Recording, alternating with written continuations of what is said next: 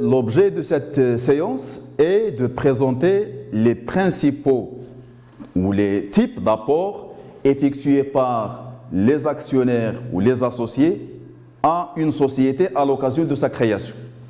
À ce titre, il faut signaler qu'il existe deux grands types de classification, deux grandes classifications d'apports. Les apports sont classés d'abord en fonction de leur nature et ensuite ils sont classés en fonction de la nature de leur rémunération. Donc pour classer les apports, on prend en considération d'abord leur nature, en quoi ils consistent. Deuxième classification concerne le mode de rémunération des souscripteurs ou des actionnaires. Qu'est-ce qu'on a donné aux actionnaires en contrepartie de leurs apports? Pour cela, le premier classement, la première classification, les apports sont classés selon leur nature en trois types d'apports. Il y a ce qu'on appelle les apports en numéraire, qui consistent tout simplement en somme d'argent. Toute somme d'argent apportée par les actionnaires à la société, on l'appelle tout simplement apport en numéraire. Et les apports en nature sont les apports autres que les sommes d'argent. Tout élément apporté par un souscripteur à la société, autre que la somme d'argent, on l'appelle un apport en nature.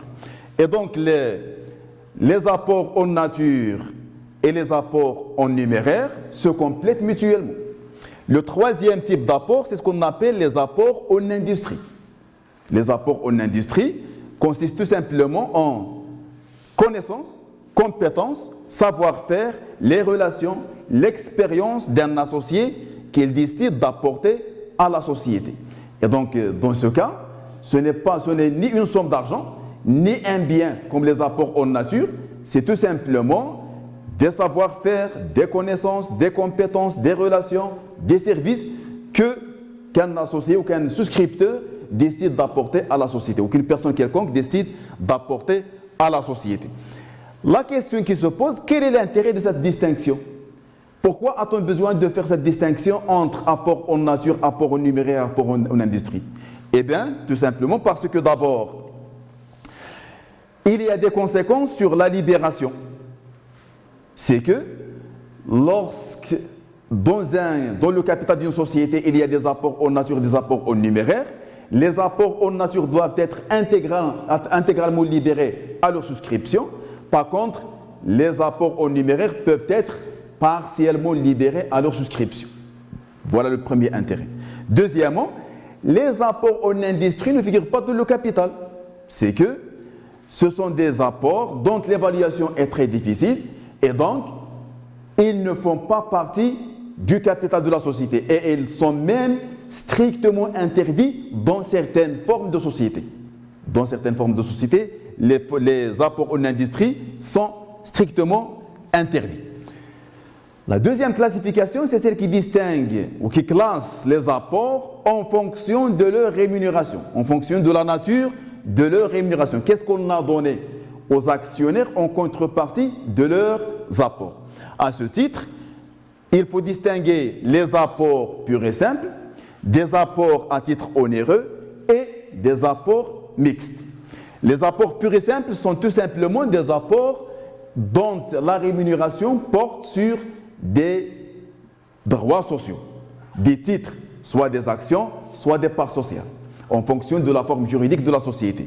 Donc, ce sont des apports dont la rémunération porte sur des droits sociaux, donc ils figurent dans le capital. Les apports en numéraire, plutôt ou en nature, sur lesquels n'existe aucun emprunt ou dette pris en charge par la société. Donc, puisqu'ils ont été rémunérés par des droits sociaux, ça veut dire qu'ils n'ont pas donné lieu à des dettes prises en charge par la société. Et ce, par opposition aux apports à titre onéreux. Ce sont des apports qui sont rémunérés par une contrepartie autre que une part du capital, autre que des droits sociaux. C'est ainsi que, généralement, la société intervient pour prendre en charge une dette, et donc on parle dans ce cas d'un équivalent ferme et actuel, c'est que la société, au lieu de donner des parts sociales ou des actions, elle s'est engagée de prendre en charge une dette ou un emprunt sur l'associé.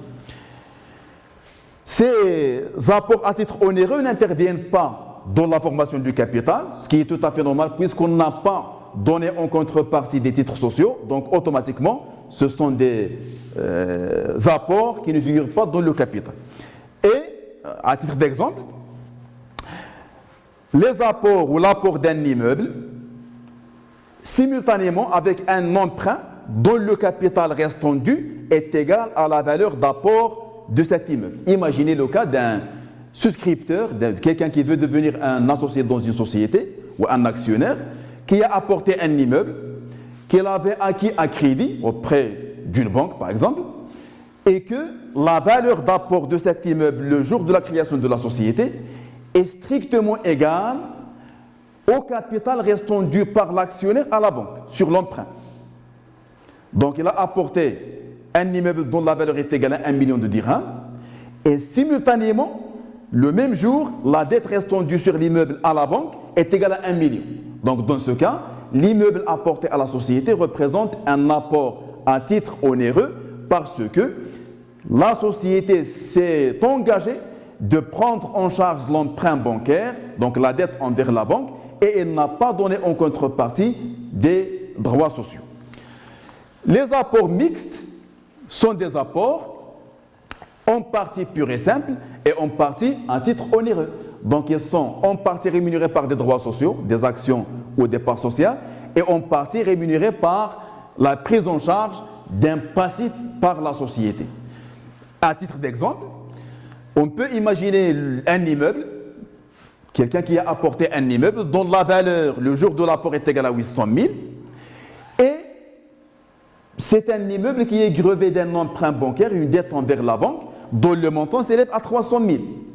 Si la société accepte de prendre en charge cette dette envers la banque, ça veut dire que l'immeuble apporté par cette personne, dont la valeur est égale à 800 000, c'est un apport mixte parce que la société va donner à cet associé ou à cet actionnaire des droits sociaux et simultanément, il va prendre en charge une dette. Dans ce cas, 800 000, la valeur de l'immeuble sera subdivisée en deux parties.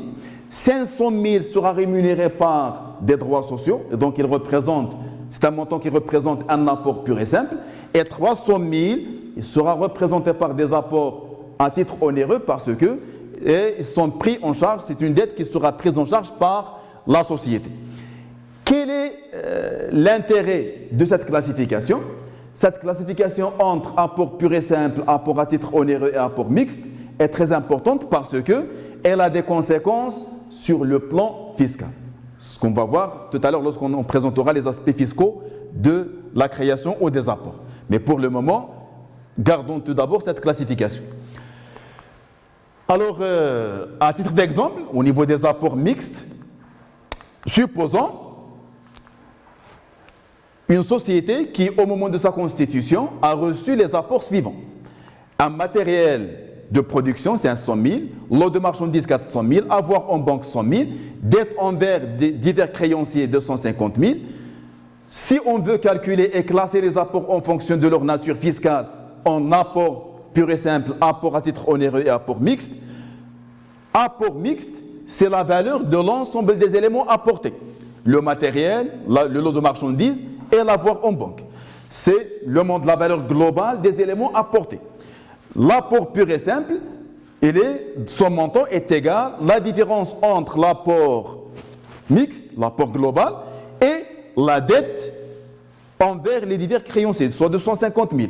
Donc, soit un apport pur et simple qui s'élève à 750 000. Les apports à titre onéreux sont représentés par la dette que la société a décidé et a accepté de prendre en charge.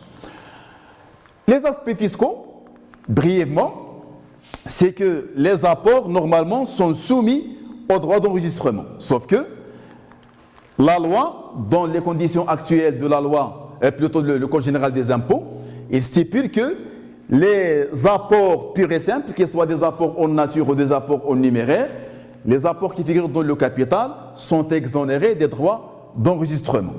Par contre, les apports à titre onéreux, puisqu'il s'agit de paiement de dette par la société et que cette dette a grevé un bien quelconque, que ce bien soit un bien mobilier ou immobilier, dans tous les cas, cette dette, la partie correspondant à l'apport à titre onéreux, elle est assimilée à une mutation. Tout se passe comme si le souscripteur, la personne qui a apporté le bien, a vendu le bien à la société ou une partie du bien à la société et inversement, la société qui a obtenu le bien, tout se passe comme si elle a acheté ce bien. Puisqu'on parle d'achat et de vente, entre guillemets, on n'est plus dans un apport pur et simple, on est dans un apport à titre onéreux et donc la société doit supporter les droits d'enregistrement à un taux qui prend en considération la nature du bien. Ça dépend. Le taux appliqué au bien est supporté par le bien apporté à titre onéreux. Et je vous remercie de votre attention. Inch'Allah, la séance prochaine, on va la consacrer à une présentation de la comptabilisation des apports et d'abord, dans un premier temps, la promesse d'apport, puis la libération des apports et à bientôt, Inch'Allah.